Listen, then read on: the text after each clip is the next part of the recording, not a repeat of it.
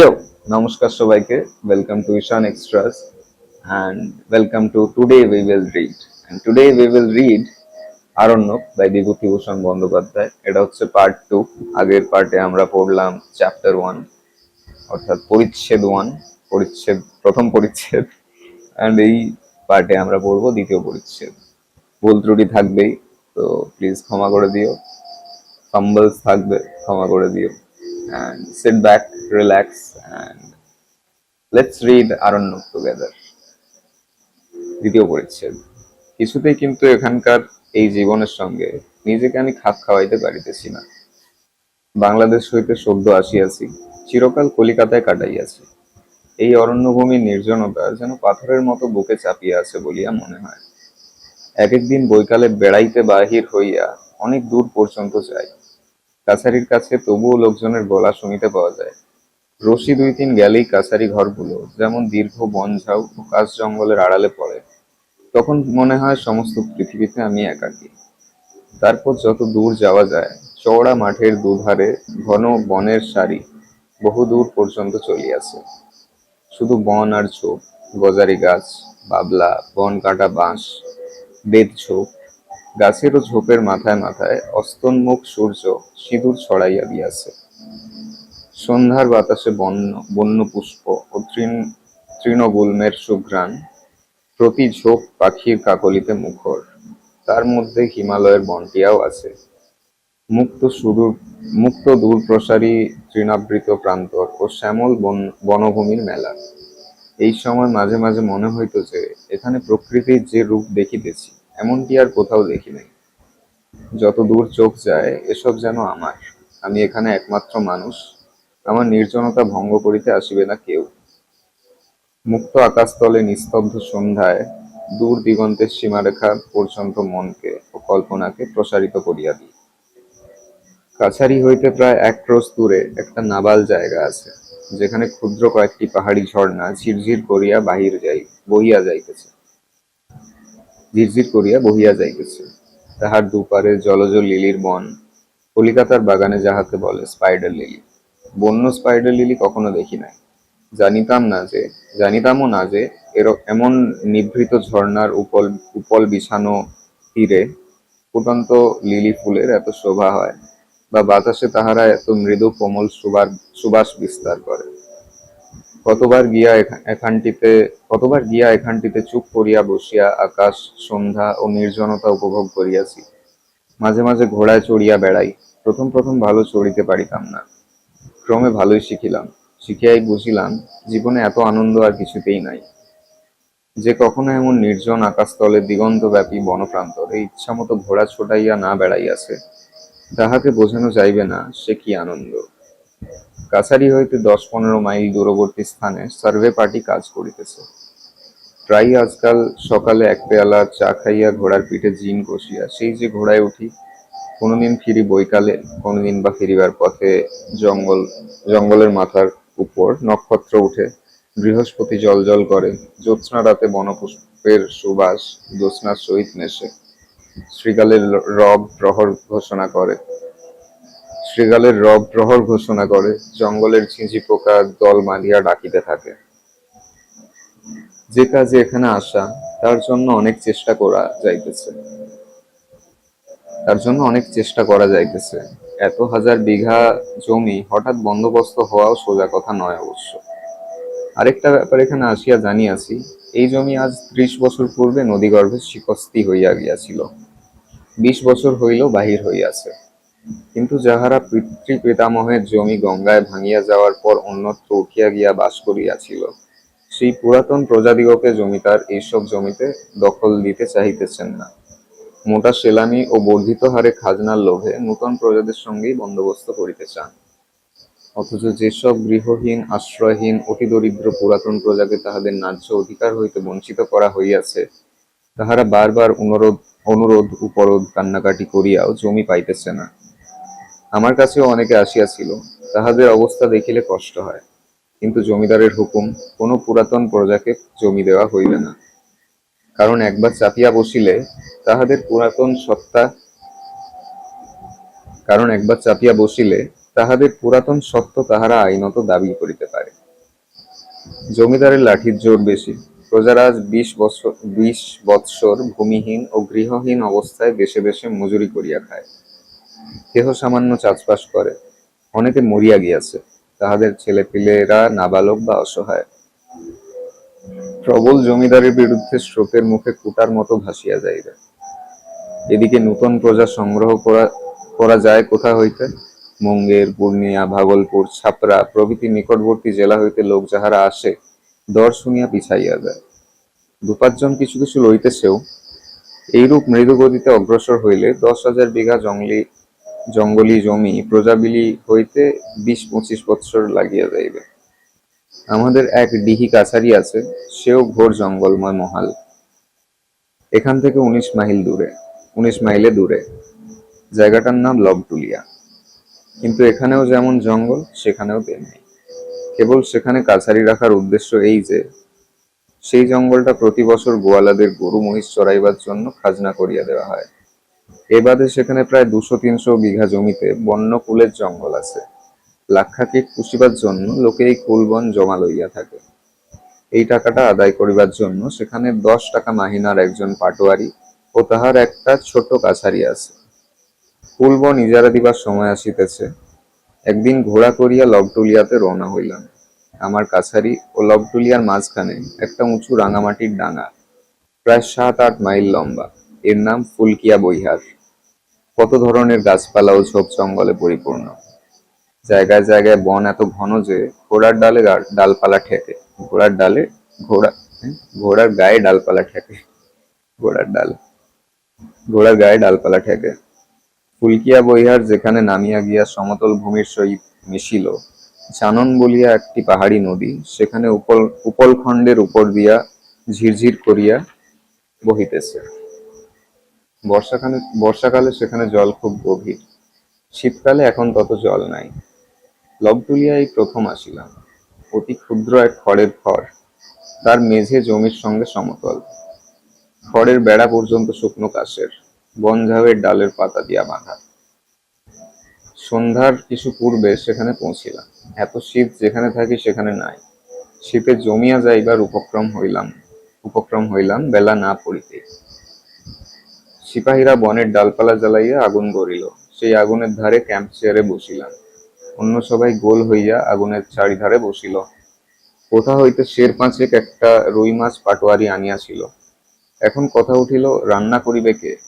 আমি সঙ্গে পাচক আনি নাই, নিজেও রান্না করিতে জানি না। আমার সঙ্গে সাক্ষাৎ করিবার জন্য 7-8 জন লোক লবটুলিয়াতে অপেক্ষা করিতেছিল। তাহাদের মধ্যে কন্টু মিশ্র নামে এক মৈথিল ব্রাহ্মণকে পাটোয়ারি রান্নার জন্য নিযুক্ত করিল। পাটোয়ারিকে বলিলাম, এসব লোকেই কি ইজারা ডাকবে? পাটোয়ারি বলিল, না হুজুর, ওরা খাবার লোভে এসেছে। আপনার আসবার নাম শুনে আজ 2-3 দিন ধরে কাছারিতে এসে বসে আছে। এদেশের লোকের ওই রকম অভ্যেস। আরো অনেকে বোধহয় কাল আসবে। এমন কথা কখনো শুনি নাই। বলিলাম, সে কি, আমি তো নিমন্ত্রণ করিনি এদের। হুজুর, এরা বড় গরিব, ভাত জিনিসটা খেতে পায় না। কলাইয়ের ছাতু, মকাইয়ের ছাতু এই এরা 12 মাস খায়। ভাত খেতে পাওয়াটা এরা ভোজের সমান বিবেচনা করে। আপনি আসছেন, ভাত খেতে পাবে এখানে, সেই লোভে সব এসেছে। দেখুন না, আরো কত আসে। বাংলাদেশের লোকে বড় বেশি সভ্য হইয়া গিয়াছে ইহাদের তুলনায়, মনে হইল।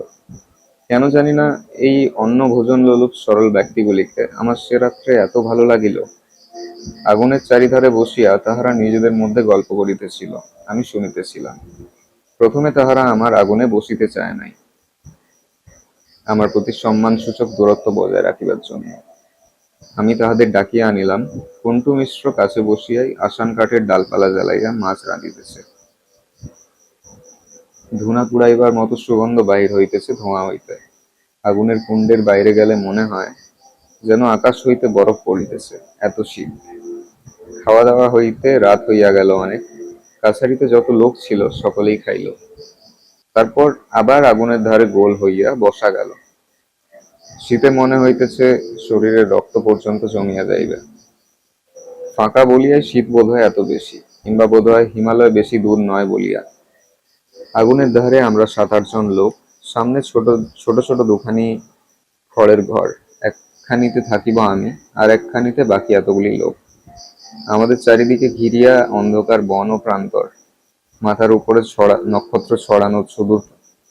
নক্ষত্র ছড়ানো দূর প্রসারী অন্ধকার আকাশ। আমার বড় অদ্ভুত লাগিল, যেন চিরপরিচিত পৃথিবী হইতে নির্বাসিত হইয়া মহাশূন্য এক গ্রহে অন্য এক অজ্ঞাত রহস্যময় জীবনধারার সহিত জড়িত হইয়া পড়িয়াছি। একজন ৩০-৩২ বছরের লোক এ দলের মধ্যে আমার মনোযোগকে বিশেষভাবে আকৃষ্ট করিয়াছিল। লোকটির নাম গণরি তেওয়ারি। শ্যামবর্ণ দোহারা চেহারা, মাথায় বড় চুল, কপালে দুটি লম্বা ফোঁটা কাটা।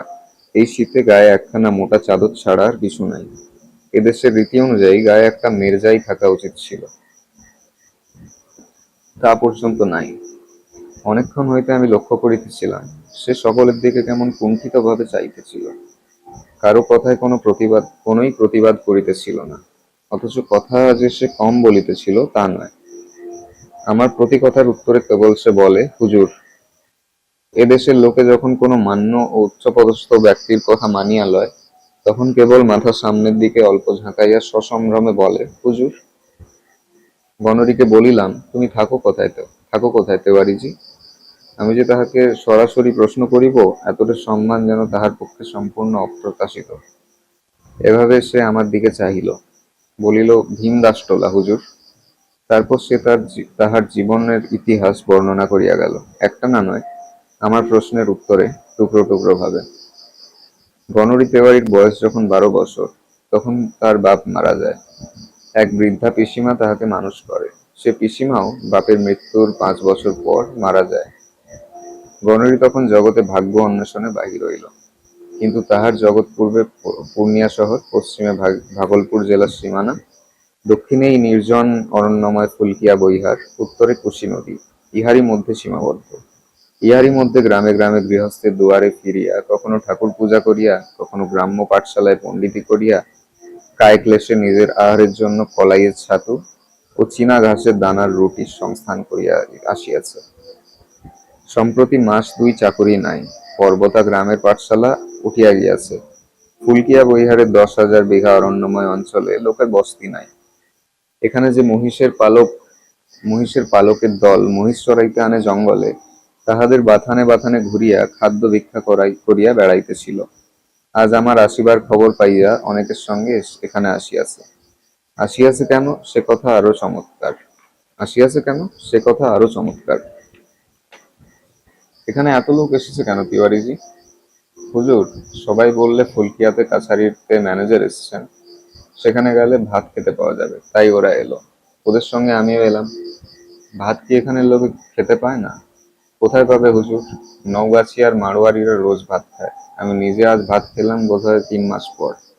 গত ভাদ্র মাসের সংক্রান্তিতে রাসবিহারী সিং রাজপুতের বাড়ি নেমন্তন্ন ছিল। সে বড় লোক ভাত খাইয়েছিল, তারপর আর খাইনি। যতগুলো লোক আসিয়াছিল, এই ভয়ানক শীতে কাহারও গাত্রবস্ত্র নাই। রাত্রে আগুন পোহাইয়া রাত কাটায়। শেষ রাত্রে শীত যখন বেশি পড়ে, আর ঘুম হয় না শীতের চোটে। আগুনের খুব কাছে ঘেঁষিয়া বসিয়া থাকে ভোর পর্যন্ত। কেন জানি না ইহাদের এত ভালো লাগিল হঠাৎ। ইহাদের দারিদ্র্য, ইহাদের সারল্য, কঠোর জীবন সংগ্রামে ইহাদের যুঝিবার ক্ষমতা, এই অন্ধকার অরণ্যভূমি ও হিমবর্ষী মুক্ত আকাশ বিলাসিতার কোমল পুষ্প বিস্তৃত পথে ইহাদের চাহিতে দেয় নাই। কিন্তু ইহাদিগকে সত্যকার পুরুষ মানুষ করিয়া গড়িয়াছে। দুটি ভাত খাইতে পাওয়ার আনন্দে যারা ভীমদাসটোলা ও পর্বতা হইতে 9 মাইল পথ হাঁটিয়া আসিয়াছে বিনা নিমন্ত্রণে, তাহাদের মনের আনন্দ গ্রহণ করিবার শক্তি কত সতেজ ভাবিয়া বিস্মিত হইলাম। অনেক রাত্রে কিসের শব্দে ঘুম ভাঙিয়া গেল। শীতে মুখ বাহির করাও যেন কষ্টকর। এমন যে শীত এখানে তা না জানার দরুন উপযুক্ত গরম কাপড় ও লেপ তোশক আনি নাই। কলিকাতায় যে কম্বল গায়ে দিতাম, সেখানাই আনিয়াছিলাম। শেষ রাত্রের শীতে সে যেন ঠান্ডা জল হইয়া যায় প্রতিদিন। যে পাশে শুইয়া থাকি, শরীরের গরমে সেই দিকটা তবুও থাকে একরকম। অন্য কাতে পাশ ফিরিতে গিয়া দেখি বিছানা কনকন করিতেছে সে পাশে। মনে হয় যেন ঠান্ডা পুকুরের জলে পৌষ মাসের রাত্রে ডুব দিলাম। পাশেই জঙ্গলের মধ্যে কিসের যেন সম্মিলিত পদশব্দ। কাহারা যেন দৌড়িতেছে। গাছপালা, শুকনো বনঝাউয়ের গাছ মটমট শব্দে ভাঙিয়া ঊর্ধ্বশ্বাসে দৌড়িতেছে। কি ব্যাপারখানা কিছু বুঝিতে না পারিয়া সিপাহী বিষ্ণুরাম পাণ্ডে ও স্কুল মাস্টার গণরি তেওয়ারিকে ডাক দিলাম। তাহারা নিদ্রা জড়িত চোখে উঠিয়া বসিল। কাছারির মেঝেতে যে আগুন জ্বালা হইয়াছিল তাহারই শেষ দীপ্তিটুকুতে ওদের মুখে আলস্য, সম্ভ্রম ও নিদ্রালুতার ভাব ফুটিয়া উঠিল। গণরি তেওয়ারি কান পাতিয়া একটু শুনিয়াই বলিল, কিছু না হুজুর, নীলগাইয়ে জেরা দৌড়চ্ছে জঙ্গলে। কথা শেষ করিয়াই সে নিশ্চিন্ত মনে পাশ ফিরিয়া শুইতে যাইতেছিল। জিজ্ঞাসা করিলাম, নীলগাইয়ের দলের হঠাৎ এত রাত্রে অমন দৌড়বার কারণ কি? বিষ্ণুরাম পাঁড়ে আশ্বাস দিবার সুরে বলিল, হয়তো কোনো জানোয়ারে তাড়া করে থাকবে হুজুর, এছাড়া আর কি। কি জানোয়ার? কি আর জানোয়ার হুজুর, জঙ্গলের জানোয়ার, শের হতে পারে, নয়তো ভালুক। যে ঘরে শুইয়া আছি নিজের অজ্ঞাতসারে তাহার কাঁসডাঁটায় বাঁধা আগরের দিকে নজর পড়িল। সে আগরও এত হালকা যে বাহির হইতে একটি কুকুরে ঠেলা মারিলেও তাহা ঘরের মধ্যে উল্টাইয়া পড়ে। এমন অবস্থায় ঘরের সামনেই জঙ্গলে নিস্তব্ধ নিশীথ রাত্রে বাঘ বা ভালুকে বন্য নীলগাইয়ের দল তাড়া করিয়া লইয়া চলিয়াছে, এই সংবাদটিতে যে বিশেষ আশ্বস্ত হইলাম তাহা বলাই বাহুল্য। একটু পরেই ভোর হইয়া গেল। দিন যত যাইতে লাগিল জঙ্গলের মোহ ততই আমাকে ক্রমে পাইয়া বসিল। এর নির্জনতা ও অপরাহ্নের সিঁদুর ছড়ানো বনঝাউয়ের জঙ্গলের কি আকর্ষণ আছে বলিতে পারি না। আজকাল ক্রমশ মনে হয় এই দিগন্তব্যাপী বিশাল বনপ্রান্ত ছাড়িয়া, ইহার রোদে পোড়া মাটির তাজা সুগন্ধ, এই স্বাধীনতা, এই মুক্তি ছাড়িয়া কলিকাতার গোলমালের মধ্যে আর ফিরিতে পারিব না। এ মনের ভাব একদিনে হয় নাই। কত রূপে কত সাজেই যে বন্য প্রকৃতি আমার মুগ্ধ অনভ্যস্ত দৃষ্টির সম্মুখে আসিয়া আমাকে ভুলাইল। কত সন্ধ্যা আসিল অপূর্ব রক্ত মেঘের মুকুট মাথায়, দুপুরের খরতর রৌদ্র আসিল উন্মাদিনী ভৈরবীর বেশে, গভীর নিশীথে জ্যোৎস্না বরণী সুর সুন্দরীর সাজে হিমস্নিগ্ধ বনকুসুমের সুবাস মাখিয়া আকাশ ভরা তারার মালা গলায়, অন্ধকার রজনীতে কালপুরুষের আগুনের খড়গ হাতে দিক বিদিক ব্যাপিয়া বিরাট কালী মূর্তিতে। একদিনের কথা জীবনেও ভুলিব না। মনে আছে সেদিন দোল পূর্ণিমা। কাছারির সিপাহীরা ছুটি চাইয়া লইয়া সারাদিন ঢোল বাজাইয়া হোলি খেলিয়াছে। সন্ধ্যার সময়ও নাচ গানের বিরাম নাই দেখিয়া আমি নিজের ঘরের টেবিলে আলো জ্বালাইয়া অনেক রাত পর্যন্ত হেড অফিসের জন্য চিঠিপত্র লিখিলাম। কাজ শেষ হইতেই ঘড়ির দিকে চাহিয়া দেখি রাত প্রায় 1টা বাজে। শীতে জমিয়া যাইবার উপক্রম হইয়াছে। একটা সিগারেট ধরাইয়া জানালা দিয়ে বাহিরের দিকে উঁকি মারিয়া মুগ্ধ বিস্মিত হইয়া দাঁড়াইয়া রহিলাম। যে জিনিসটা আমাকে মুগ্ধ করিল তাহা পূর্ণিমা নিশীথিনীর অবর্ণনীয় জ্যোৎস্না। হয়তো যতদিন আসিয়াছি শীতকাল বলিয়া গভীর রাত্রে কখনো বাহিরে আসি নাই, কিংবা অন্য যে কোনো কারণই হোক, ফুলকিয়া বৈহারের পরিপূর্ণ জ্যোৎস্না রাত্রির রূপ আমি এই প্রথম দেখিলাম। দরজা খুলিয়া বাহিরে আসিয়া দাঁড়াইলাম। কেহ কোথাও নাই। সিপাহীরা সারাদিন আমোদ প্রমোদের পরে ক্লান্ত দেহে ঘুমাইয়া পড়িয়াছে। নিঃশব্দ অরণ্যভূমি, নিস্তব্ধ জনহীন নিশীথ রাত্রি। সে জ্যোৎস্না রাত্রির বর্ণনা নাই। কখনো সেরকম ছায়াবিহীন জ্যোৎস্না জীবনে দেখি নাই। এখানে খুব বড় বড় গাছ নাই, ছোটখাটো বনঝাউ ও কাশবন, তাহাতে তেমন ছায়া হয় না। চকচকে সাদা বালি মেশানো জমি ও শীতের রৌদ্রে অর্ধশুষ্ক কাশবনে জ্যোৎস্না পড়িয়া এমন এক অপার্থিব সৌন্দর্যের সৃষ্টি করিয়াছে, যাহা দেখিলে মনে কেমন ভয় হয়। মনে কেমন যেন একটা উদাস বাঁধনহীন মুক্ত ভাব, মন হু হু করিয়া ওঠে। চারিধারে চাহিয়া সেই নীরব নিশীথ রাত্রে জ্যোৎস্না ভরা আকাশতলে দাঁড়াইয়া মনে হইল এক অজানা পরিরাজ্যে আসিয়া পড়িয়াছি। মানুষের কোনো নিয়ম এখানে খাটিবে না। এইসব জনহীন স্থান গভীর রাত্রে জ্যোৎস্নালোকে পরিদের বিচরণ ভূমিতে পরিণত হয়। আমি অনধিকার প্রবেশ করিয়া ভালো করি নাই। তাহার পর ফুলকিয়া বৈহারের জ্যোৎস্না রাত্রি কতবার দেখিয়াছি। ফাল্গুনের মাঝামাঝি যখন দুধলি ফুল ফুটিয়া সমস্ত প্রান্তরে যেন রঙিন ফুলের গালিচা বিছাইয়া দেয়, তখন কত জ্যোৎস্না শুভ্র রাতে বাতাসে দুধলি ফুলের মিষ্ট সুবাস প্রাণ ভরিয়া আঘ্রাণ করিয়াছি। প্রত্যেকবারই মনে হইয়াছে জ্যোৎস্না যে এত অপরূপ হইতে পারে, মনে এমন ভয় মিশ্রিত উদাস ভাব আনিতে পারে, বাংলাদেশে থাকিতে তাহা তো কোনোদিন ভাবিও নাই। ফুলকিয়া সেই জ্যোৎস্নারাত্রির বর্ণনা দিবার চেষ্টা করিব না। সেরূপ সৌন্দর্য লোকের সহিত প্রত্যক্ষ পরিচয় যতদিন না হয় ততদিন শুধু কানে শুনিয়া বা লেখা পড়িয়া তাহা উপলব্ধি করা যাইবে না, করা সম্ভব নয়। অমন মুক্ত আকাশ, অমন নিস্তব্ধতা, অমন নির্জনতা, অমন দিক দিগন্ত বিসর্পিত বনানীর মধ্যেই শুধু অমন্তর রূপলোক ফুটিয়া ওঠে। জীবনে একবারও সে জ্যোৎস্নারাত্রি দেখা উচিত, যে না দেখিয়াছে ভগবানের সৃষ্টির এক অপূর্ব রূপ তাহার নিকট চির অপরিচিত রহিয়া গেল।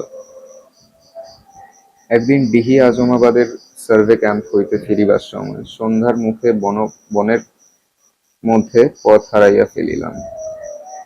বনের ভূমি সর্বত্র সমতল নয়, কোথাও উঁচু জঙ্গলাবৃত বালিয়াড়ি টিলা, তারপরেই দুটি টিলার মধ্যবর্তী ছোটখাটো উপত্যকা। জঙ্গলের কিন্তু কোথাও কোনো বিরাম নাই। টিলার মাথায় উঠিয়া চারিদিকে দেখিলাম, যদি কোনো দিকে কাছারির মহাবীরের ধ্বজার আলো দেখা যায়। কোনো দিকে আলোর চিহ্ন নাই, শুধু উঁচু নিচু টিলা ও ঝাউবন আর কাশবন। মাঝে মাঝে শাল ও আসান গাছের বনও আছে। 2 ঘন্টা ঘুরিয়াও যখন জঙ্গলের কুল কিনারা পাইলাম না, তখন হঠাৎ মনে পড়িল নক্ষত্র দেখিয়া দিক ঠিক করি না কেন।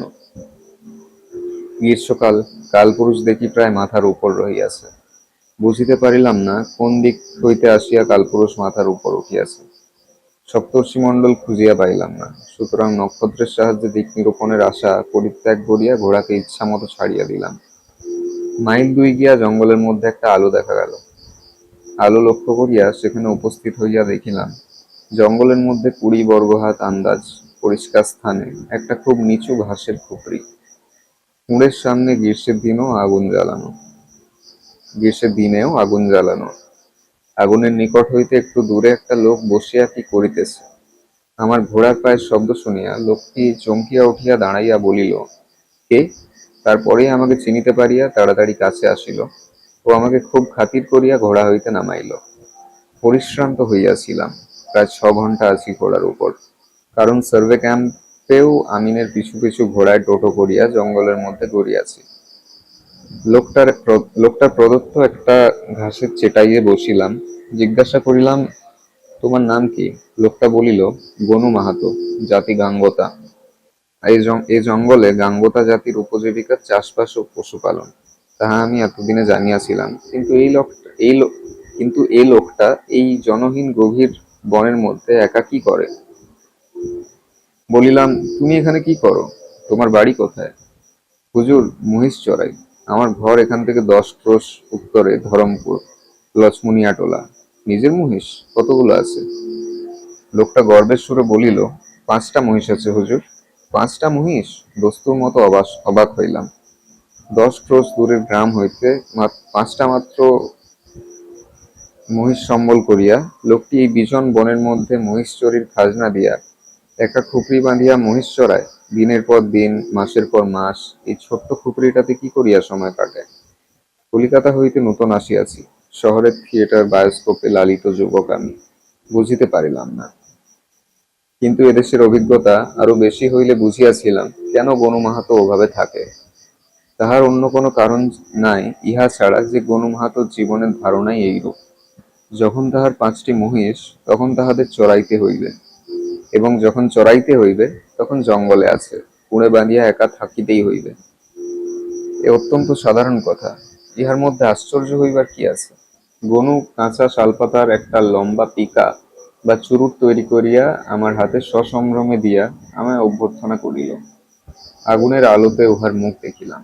বেশ চওড়া কপাল, উঁচু নাক, রং কালো, মুখশ্রী সরল শান্ত চোখের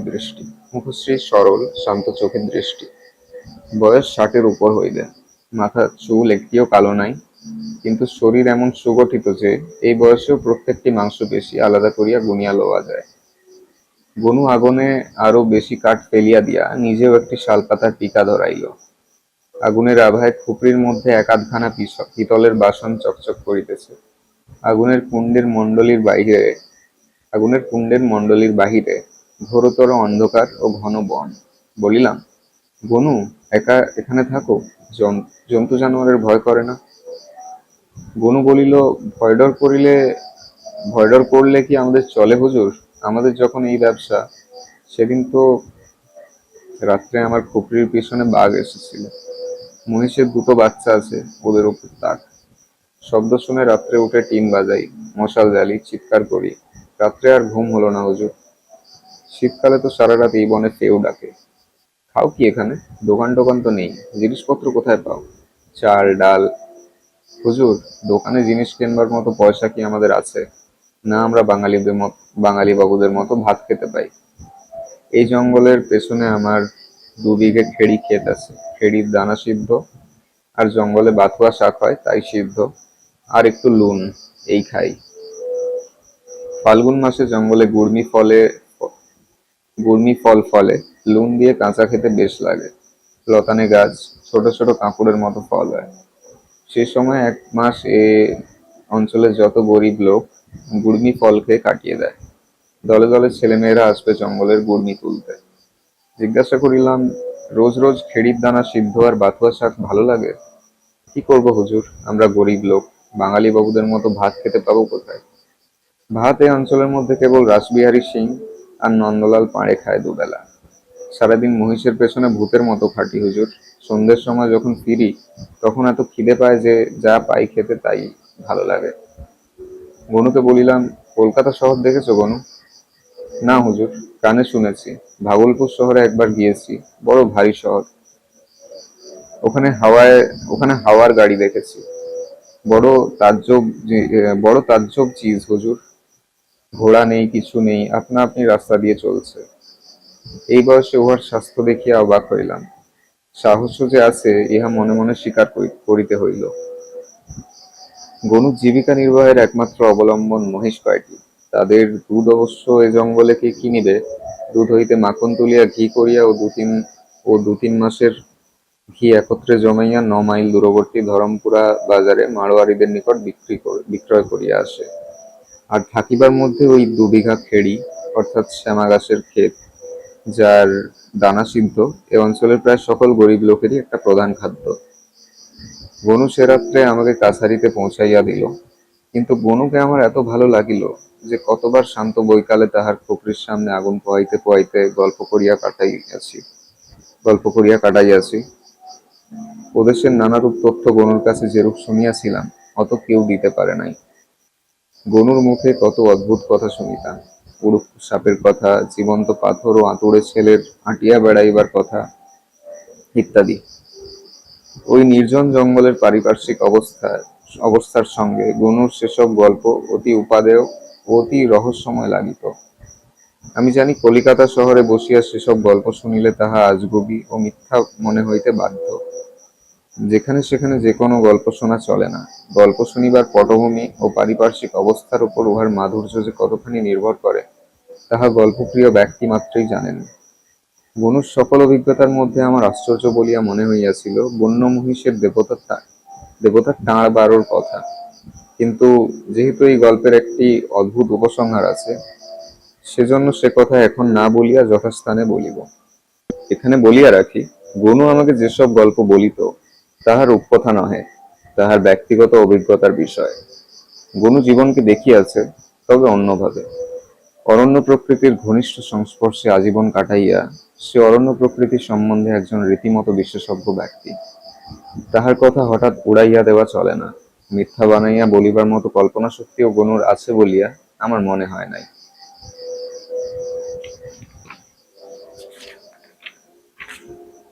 তো এটাই ছিল দ্বিতীয় পরিচ্ছেদ, অর্থাৎ দ্বিতীয় চ্যাপ্টার।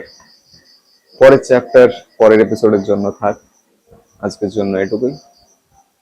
অসংখ্য ধন্যবাদ আমার সাথে আরণ্যক, বিভূতিভূষণ বন্দ্যোপাধ্যায়ের আরণ্যক, আমার সাথে পড়ার জন্য। And I'll see you guys in the next one. Bye bye.